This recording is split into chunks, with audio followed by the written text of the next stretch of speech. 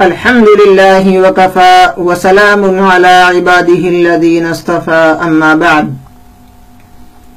کتاب الصیام۔ کتاب الصیام میں احادیث کے 19 سبق ہیں۔ آج انشاءاللہ ہم ان میں سے پہلا سبق پڑھیں گے۔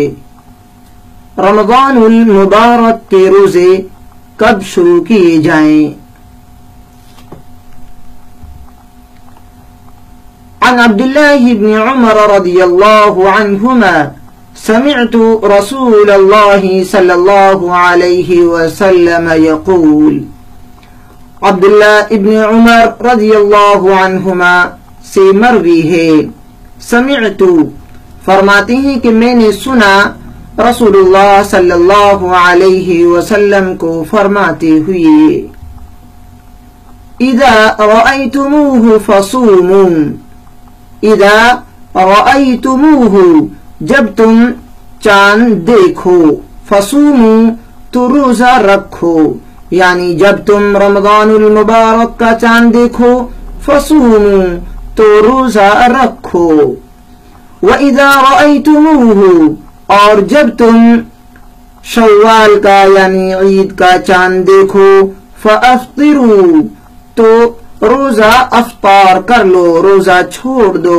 فَأَفْطِرُوا تو روزہ چھوڑ دو،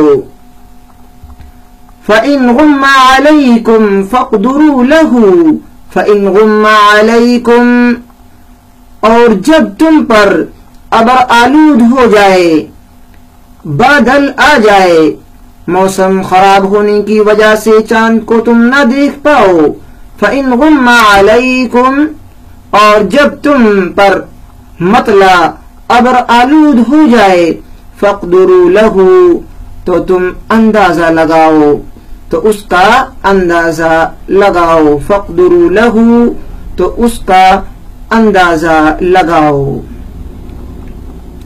صحیح بخاری، باب هل يقال رمضان او شهر رمضان ومن رأى كله واسعا، رقم الحدیث، حدیث کا نمبر ہے 1900، حدیث کا نمبر 1900 ہے۔ صحیح بخاری کے اندر یہ روایت موجود ہے، اذا رأیتموہ جب تم اسے دیکھو، یعنی چاند کو جب تم دیکھو، فصوموا تو روزہ رکھو، فصوموا تو روزہ رکھ، فصوموا تو روزہ رکھ، افطروا افطار کر، افطروا افطار کرو یعنی روزہ چھوڑ دو، ان غم علیکم اگر تم پر بادل چھا جائیں، ان غم علیکم اگر تم پر بادل چھا جائیں، اقدروا اندازہ لگاؤ، اقدروا اندازہ لگاؤ۔ اس حدیث سے معلوم ہوتا ہے کہ ماہ رمضان کا چاند دیکھنے سے روزہ فرض ہو جاتا ہے، اور ماہ شوال کا چاند دیکھنے سے روزہ چھوڑنا فرض ہو جاتا ہے۔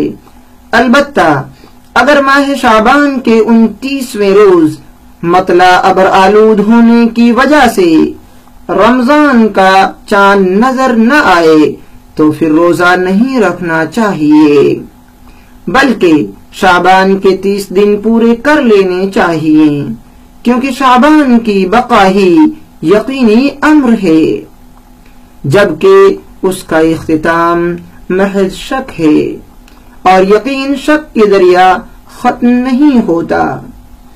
اس طریقے سے حدیث پاک کا یہ سبق مکمل ہوا۔ ہم کتاب الصیام اور روزوں کے مسائل کو حدیث پاک کی روشنی میں آپ کے سامنے رکھتے رہیں گے۔